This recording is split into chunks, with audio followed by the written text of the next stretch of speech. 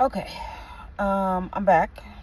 I finished my longans and had a smoothie. It was delicious. I'm trying to think. Yesterday, I ate quite a bit. Let me see if I can find some of the evidences. No, I don't see anything. I didn't think I threw anything away. Nope. Okay, never mind. All right, I tried the new. There are different things in the vegan, plant-based world that are complete proteins. Pea protein being one of them, and pistachios. Pistachios I usually eat as many as I can in one time period because I go long periods of time without eating them. Because I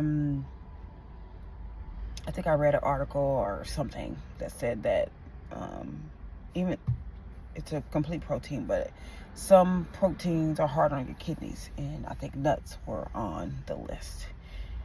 It might have been one of these doctors that I follow on YouTube. Maybe like I can see his face, but I can't call his name.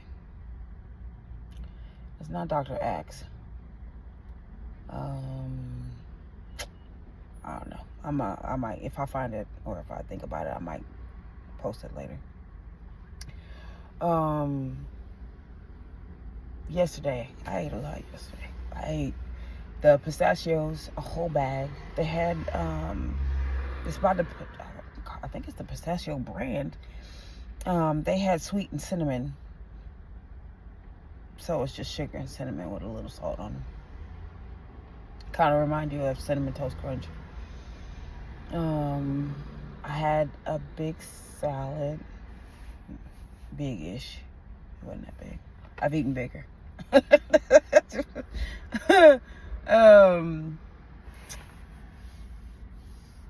I had Talenti. Talenti has a dairy-free sorbet. I had the zesty lemon, I think is what it's called.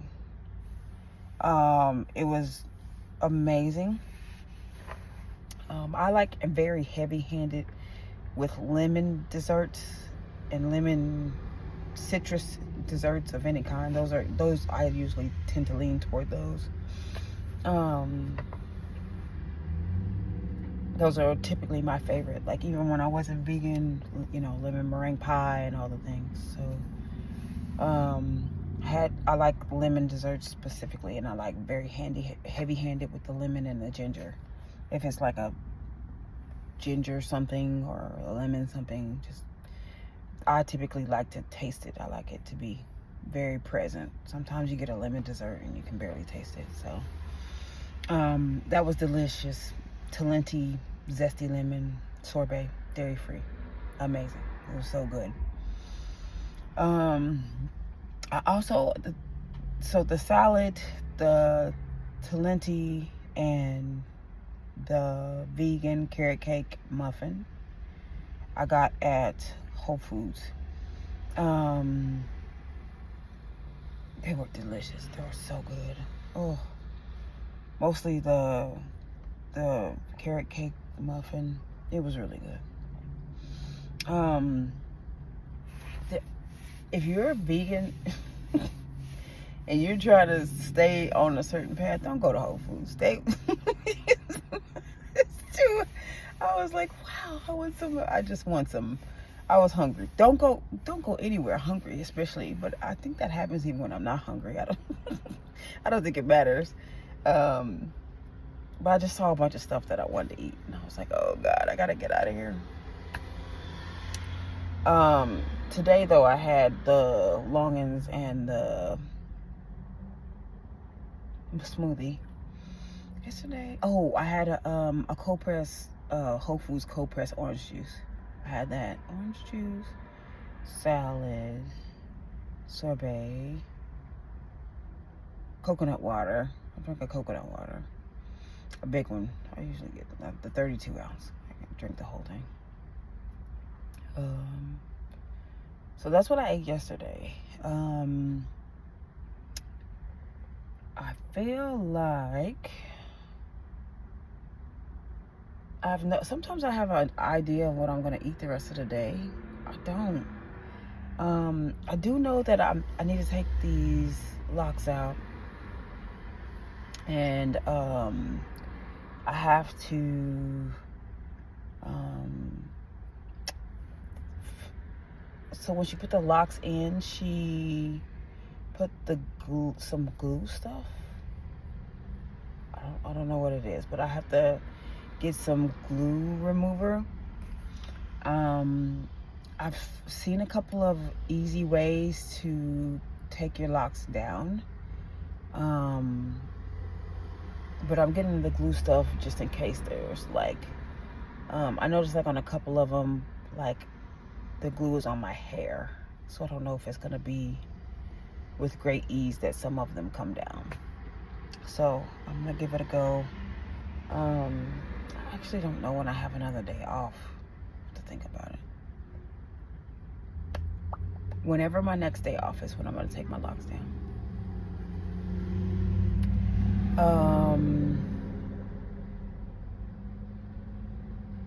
Did I do a video the day before? I feel like I didn't, but I feel like I don't even remember what I had the day before. Let me think. I guess that's it. I don't know. I don't have anything else. I did delete my Instagram and my Facebook. I didn't delete the profiles, but I just deleted them off my phone. I'm gonna take a little break from those two specifically. I really feel like, and this is part of the course for me. I was off of, actually, I've only been on Instagram 2 years. Yeah, I've only been on Instagram 2 years.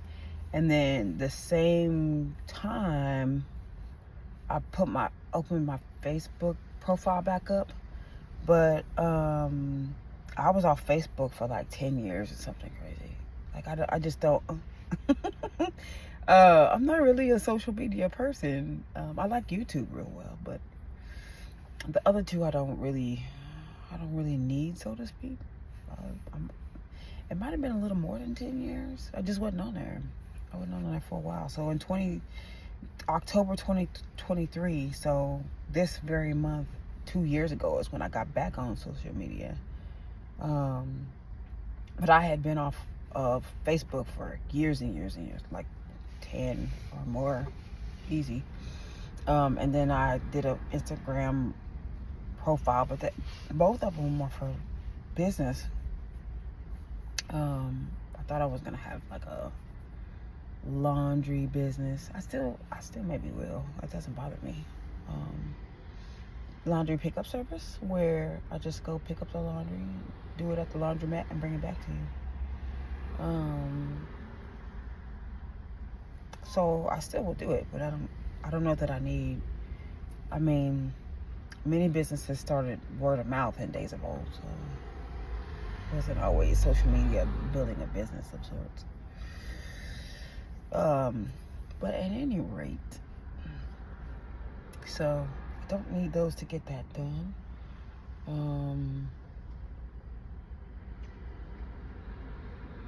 I think that's it. I just I was able to review without saying any names, and because I don't do the finger pointing and anything, and it's not necessarily the most it is good, but it's, you know, everybody including myself, like, we're super sensitive, so I don't want to like say any names, put somebody out there. But typically the things that you notice in other people are your things that you need to deal with too. And I saw some information that made me reflect on the amount of noise that's going on in my life, and the amount of things that are actually missed because of the amount of noise, and perceptions and biases and all the things, right? I don't know that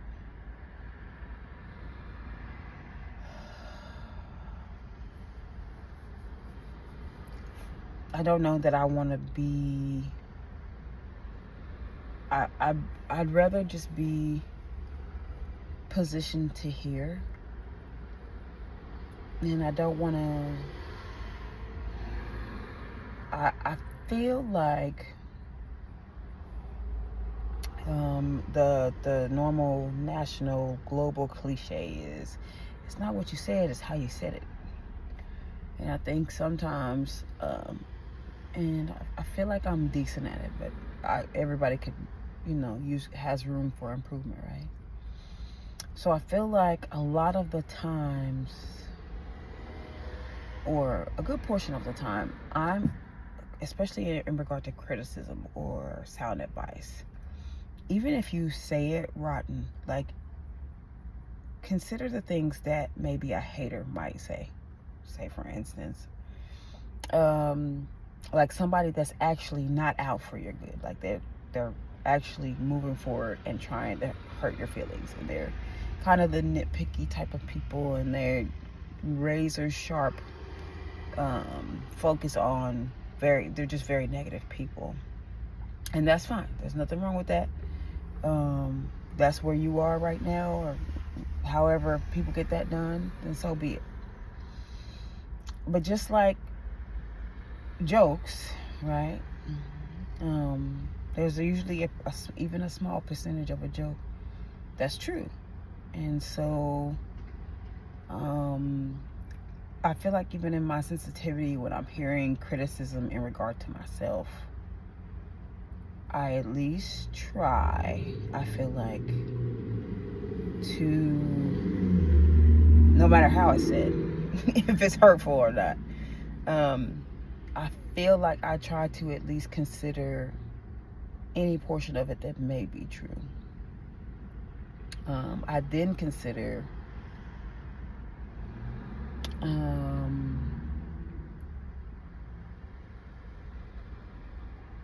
what my portion of, like, I sometimes I'll say, okay, even if that's true, that might not be true for others. You know what I'm saying? Like, it could be somebody doing the exact same thing I'm doing in the exact same way, and there's many other variables in their lives that might change what that looks like, even though it's the exact same action or idea, right? So variables make the difference, per the person, per their race, per where they grew up, per their rationale, the way they think, the way they were, right? All the things. It's the exact same action, but it might mean something completely different to that person. Me in particular, though, if it's me, then I say, well, that might be true for me, but that's not always true for another person doing the exact same thing. And so I think that's important in a regard.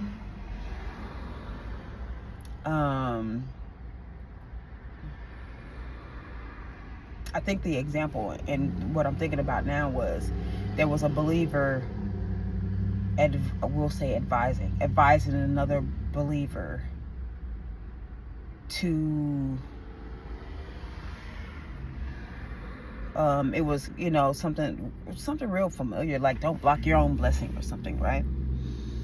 And so I think the idea was, if you're not a believer and you're watching these two believers discuss why, let's say, another believer is not as blessed, or whatever that looks like, as blessed as they should be, or whatever those variables are, that unbeliever can look at the two believers' lives and be like, this is why this is important.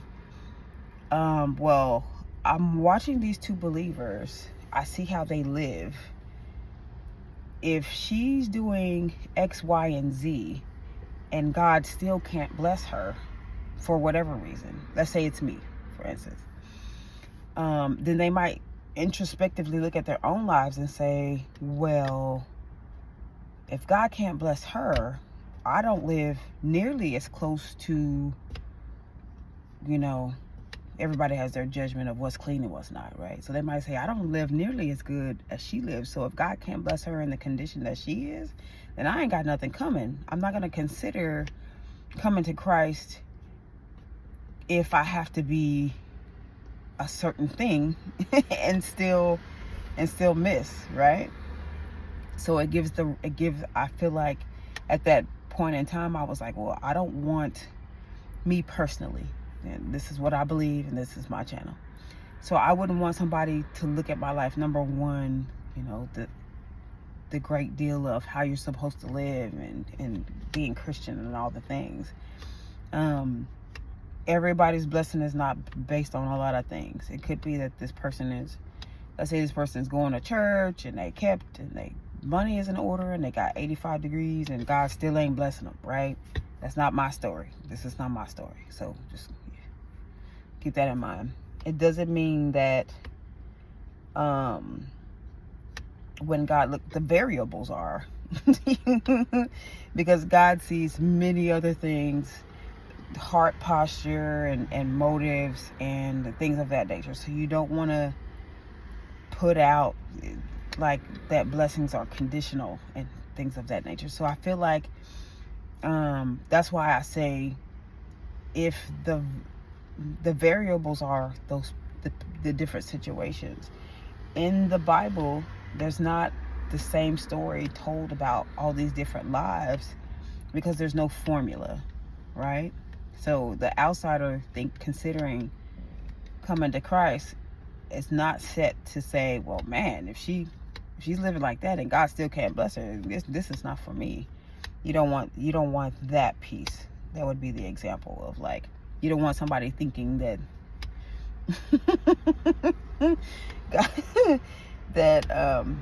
God requires a certain level of good behavior and obedience and all the things for you to come to him and for you to be and act and do things a certain way in order to be blessed. And that's the example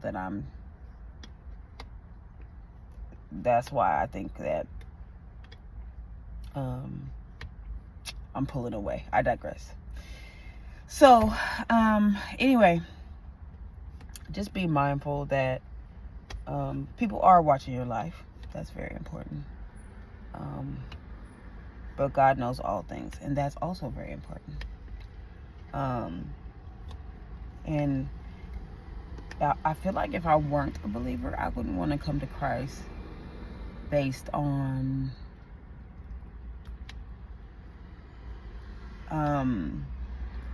I feel like conditions are peoply. If you have to do a certain thing, and so right conditions, because there are right conditions, like you can't be in covenant with somebody, and then covenant means marriage, can't be, or business for that matter, and then break all the promises that you said you were going to do, and then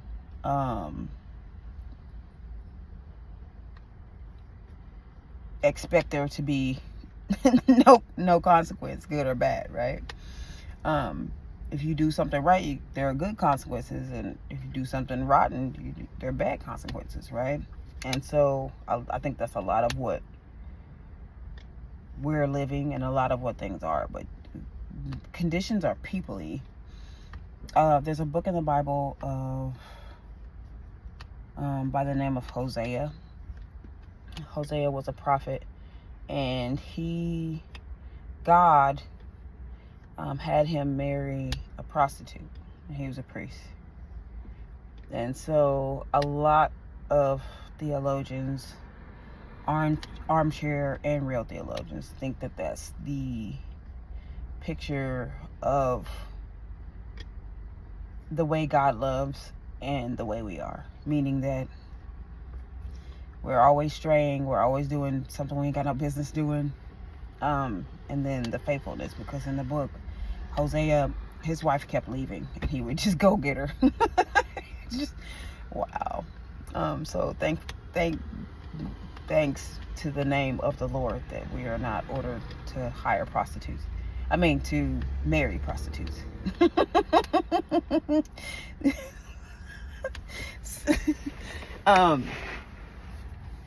But he had to keep going to go get her. He was like, okay, well, you come back home now. So she would run off and do whatever, and then she'd come back home. And yeah, so conditions on blessings from God doesn't seem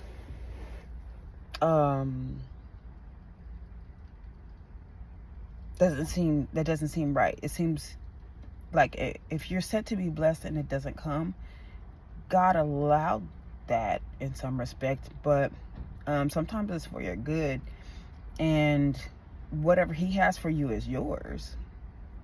I was discussing the other day with an acquaintance, and we're not friends, but with an acquaintance. He was like, well, you know, the horoscopes and things, they're real and blah blah blah. And he gave me an example of somebody telling him about a deal that was going to go awry, and they were right. And I said, you know, when God puts you on earth, your gift is yours. It's not conditional. You can't be uncalled. It's irrevocable. That's in the scriptures. It's in the text. And so whether you use your gifts for the glory of God is not, he's not going to take it back just because you're not using it for his glory. That's what you're designed for. So he was, sound like he was talking to a seer, but in the body of Christ, a seer is called a prophet. Well, if you don't use it for the glory of God, that doesn't make you less seeing. You can still see. You know, you still get your visions. You still have your gifts. So that, you know, that would be my example, is palm readers and psychics and stuff. They were like, oh, it's not real. It's absolutely real. It's just same gift, just not for the glory of God. He doesn't take it away. It's not revocable. That's in the text. I'm not super nerdy about that, but read your Bible. Do that. So God also knows that hope deferred makes the heart sick. It's also in the Bible. And so I don't feel like that's the nature of God to say, I'm going to bless you. I'm not going to bless you. I am going to bless you. I'm not going to bless you. That's peoply. If he's not revoking what you're called to, if he's not taking back your gifts, then he's not, that's probably, what does somebody call it? Indian giving. Indian giving? That's not God. That's probably derogatory. This is my channel. I'm sorry. Okay? I don't mean it any sort of way. But he doesn't give and then, you know, I don't think that's his temperament. Now, there have been times when God changed his mind, right? That's in the Bible. David's lineage was supposed to be just dynasty. It was just supposed to be what it is. Him and his kids were supposed to get it done as far as the rule and the kingship is concerned. And but he directly either disobeyed God or and Saul got it snatched too. But that was direct disobedience. Like, I told you X and you did A. We're on opposite ends of the whole alphabet. We're very far apart. And so I feel like when we're out here doing the best that we know how, and not in direct disobedience, and not freestyling, and not doing all the things, I don't know that he is back and forth like that. Direct disobedience, yeah. You you can't be on opposite ends of the alphabet and still get it done. So, but that was, you know, direct instructions that were disobeyed. I don't know that God is going back and forth on people that are just doing their best with what they have. That would seem unjust. Also, not a characteristic of who God is. He's not unjust. Trust me. So, my heart's just been really heavy lately. I just need, and I get it, we should laugh and do all the things. And, you know, I heard about the martyrs in Nigeria, and I don't know. I think we're doing enough laughing. We got plenty of laughing going on. So, I just want to take some time and focus on improving myself, getting better at hearing the things that are actually for me. Sometimes I very easily dismiss things that are for me, even sometimes based on the age of the person. And I've been an old soul all my life, and my daughter is also an old soul. I do pretty good at listening to my girls, so they fuss and whine, but we get it. We get it done. And I know young people, lots of them are full of like,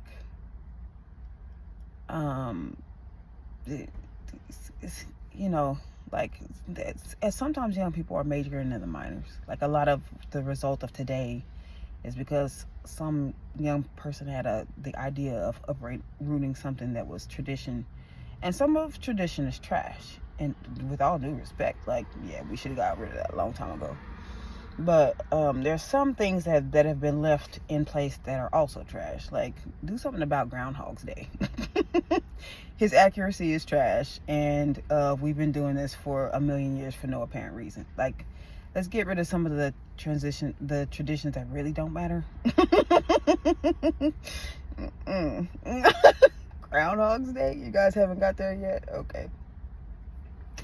So, and sometimes some of the concepts around tradition are trash, but they're throwing all of it out, not just the concepts. It's very baby with the bathwater ideology in this generation. And so, because we're just not considering a lot. We're just, you know, if any of it doesn't make sense, then it's all trash. And that's not true of all traditions.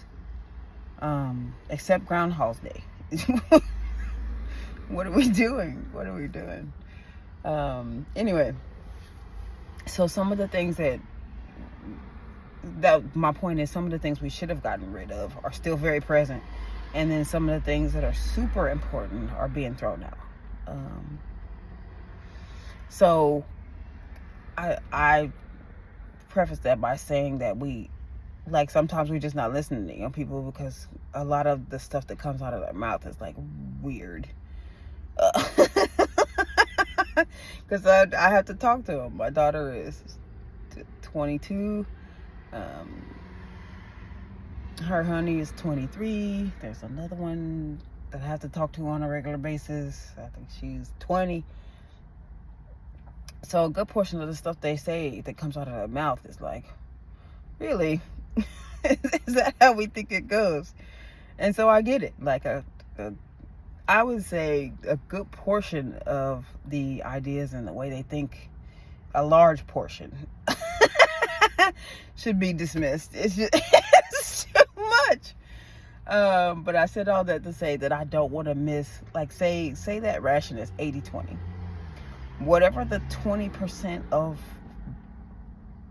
wisdom that they have, just because they grew up in a different time, in a different era, with a different perspective, with different parenting, with technology and all the things. So the 20% that is right,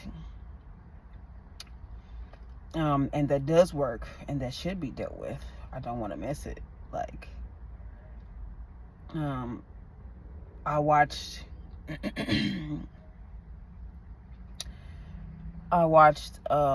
some information where there was a young person in the room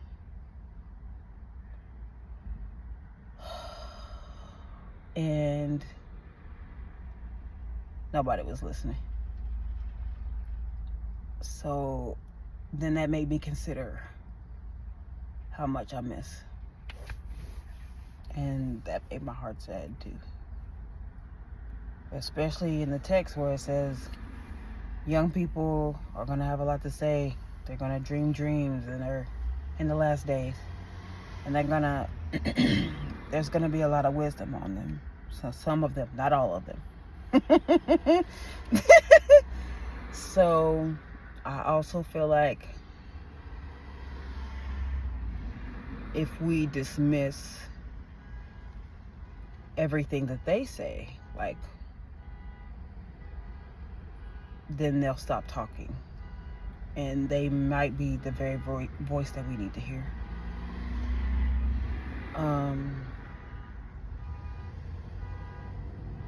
So I'm trying to pull away from some of the noise to make sure I can hear.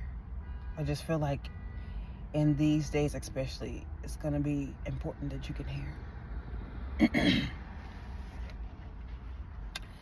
So I'm a back away from social media a little bit.